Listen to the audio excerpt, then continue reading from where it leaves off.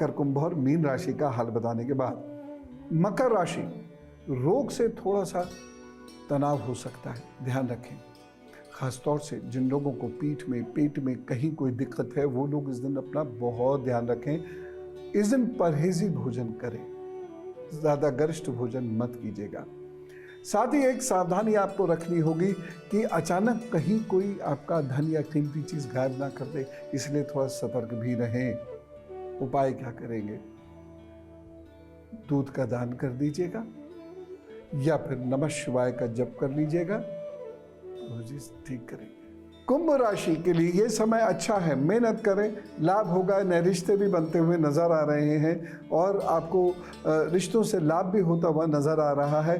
पढ़ाई लिखाई के लिए ये समय बहुत अच्छा है, इसलिए कुल मिला के आगे बढ़िए मैं कहूँगा। बस एक सावधानी, सारा निर्णय आप स्वयं मत लीजिएगा, निर्णय अपने घर के बुजुर्गों की सलाह से लीजिएगा, विशेषकर माता या आपके जीवन संगिनी हो या जीवन साथी हो, उनकी सलाह से लीजिएगा, तब उसमें लाभ होगा। उपाय क्या करेंगे? इस दिन आप नमः शिवाय का जप करें 108 बार, और फिर अपने काम पर जुट जाइए। मीन राशि, वाणी का विशेष ध्यान रखना होगा, रिश्तेदारों का विशेष ध्यान रखना होगा, धन का विशेष ध्यान रखना होगा, आलस्य की वजह से काम नहीं छूट जाए, इस बात का विशेष ध्यान रखना होगा। एक छोटी सी सावधानी ज़रूर बरतें कि इस दिन आप अपना कीमती सामान थोड़ा सतर्कता से रखिएगा, ताले वगैरह की अच्छे से जांच कर लीजिएगा, और एक उपाय छोटा सा कर लीजिएगा, और वो उपाय ये है कि 5 सब्जियां आप गौ माता को खिलाएंगे। कोई भी 5 सब्जी हो सकती है, वो गौ माता को जरूर खिलाइए, मैया कल्याण करें। संजय अग्रवाल जी का प्रश्न लेता हूं, अलीगढ़ से लिखा है। 20 अक्टूबर 1967 इनकी डेट ऑफ बर्थ है। 3 सालों से व्यापार बंद है, ऑटोमोबाइल फील्ड में काम करने की सोच रहे हैं। अगले साल 3 अप्रैल के बाद सोचिएगा, नहीं तो एक और असफलता हाथ लगेगी। आप एक चांदी का छल्ला अपनी फर्स्ट फिंगर में धारण कीजिए सोमवार के दिन, और बुजुर्ग स्त्रियों को हर शुक्रवार खीर जरूर प्रदान किया कीजिए, बड़े सेवा भाव से बुजुर्ग स्त्रियों को। और महीने में एक अमावस्या को अपने पूर्वजों को याद करते हुए कुछ लोगों को भोजन करा दिया कीजिए। बस ये आप काम करिए, और अगले वर्ष अप्रैल से आपका अच्छा समय है, और निश्चित रूप से आप सफल होंगे। अभी जो चल रहा है बस उसे किसी तरह खींचते रहिए, जो समय चल रहा है।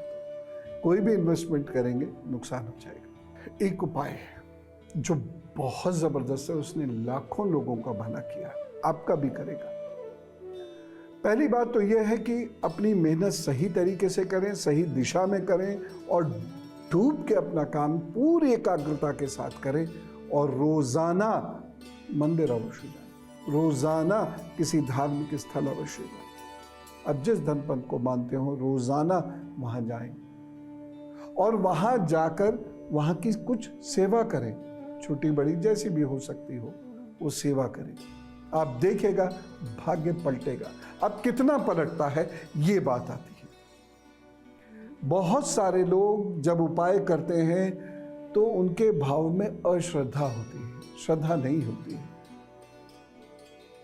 उनकी सोच में वह धार्मिक कर्म होता ही नहीं है, वो बस मजबूरी से या किसी के कहने से बस ठेले जा रहे हैं, इसीलिए उनको लाभ नहीं होता। बहुत सारे लोग रेगुलर नहीं होते। जैसे कोई उपाय है, मान लीजिए कहा है 365 दिन का ये उपाय है, छूटना नहीं चाहिए, लेकिन जब मन आया तो कर देंगे। कभी सुबह 7 बजे कर रहे हैं, कभी दोपहर 11 बजे कर रहे हैं, कभी शाम 6 बजे कर रहे हैं, ये गलत है। लगभग एक ही सा समय हो और रोजाना हो, जो भी नियम है उस उपाय का उससे हो तो आपको लाभ जरूर होगा। जो उपाय मैंने बताया, इस उपाय से आपको लाभ अवश्य होगा। और अब उनकी बात जिनका है आज जन्मदिन, तो जिनका जन्मदिन है उन्हें जन्मदिन की ढेर सारी शुभकामनाएं। और जरा सुनिए आपके आगे आने वाले 12 महीने क्या कह रहे हैं, या क्या दे रहे हैं, या क्या सावधानी आपको रखनी है। ये 12 महीने बहुत मेहनत करने वाले हैं। ये 12 महीने कुछ लाभ जरूर देंगे आपको। ये 12 महीने विद्यार्थियों के लिए बहुत अच्छे हैं। ये 12 महीने जिन लोगों को घर बनाना है उन लोगों के लिए अच्छे हैं। ये 12 महीने तरक्की के लिए भी बहुत अच्छे हैं, लेकिन इन 12 महीनों में वाद विवाद नहीं होना चाहिए। खास तौर से मित्रों से या आपके अंडर काम करने वाले लोगों से यदि आपका वाद विवाद हुआ तो मुश्किल होगी। मैं ये नहीं कह रहा कि कोई गलत काम करे तो आप उसे डांटेंगे नहीं। वाद विवाद मतलब लड़ाई झगड़ा टाइप वो नहीं करना है। अब उपाय क्या करना है? हर शनिवार सरसों के तेल का दान करना है और महीने के एक मंगलवार आप जैसे चिमटा है, तवा है, इस प्रकार की कोई खाना पकाने वाली लोहे की चीज़ का दान कर दीजिए। आपका वर्ष बहुत अच्छे तरीके से बीतेगा। तो आप बहुत खुश रहें इस कामना के साथ। पुनः जन्मदिन शुभेच्छा। और अब धर्मशास्त्र में हम आज बात करेंगे ये राक्षस कौन है। सामान्यतः ये मान लिया जाता है कि ऋषि पुरुष के जो वंशज हैं उन्हें हम राक्षस कहते हैं। नहीं, ऐसा नहीं है, ये गलत है। राक्षस उससे भी पूर्व के हैं। एक जाति है, जाति जिसे कह देते हैं, एक वो है। ये आजकल की जाति, चार जो जातियां हैं वो वाली जाति की बात नहीं कर रहा हूँ, क्योंकि पहले हमारे यहाँ कर्मानुसार जाति होती थी, मैं उनकी बात कर रहा हूँ। तो यह एक जाति है। जो लोग जल की रक्षा का कार्य करते थे वो यक्ष कहलाते थे, और जो लोगों की रक्षा का कार्य करते थे वो राक्षस कहलाते थे।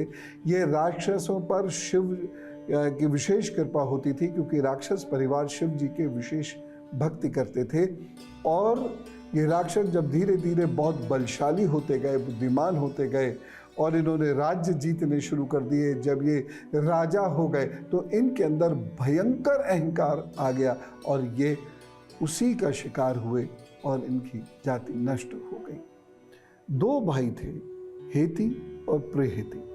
प्रहेती सन्यासी हो गए, हेती ने विवाह किया भया नाम की एक स्त्री से। इनकी जो संतान हुई वह जनरक्षा का कार्य करती थी, इसलिए वह राक्षस कहलाए। तो जितने भी राक्षस थे ये हेती और भया नामक दंपत्ति की संतान थे।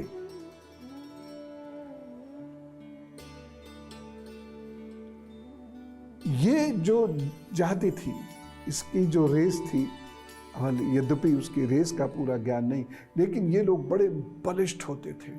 इनका कद आदि बहुत पुष्ट होता था, शरीर सौष्ठव इनका बहुत अच्छा था, और इसीलिए ये जनरक्षा का कार्य करते थे। ये शिव के पूजक थे, शिव जी का इन पर विशेष वरदान हुआ करता था।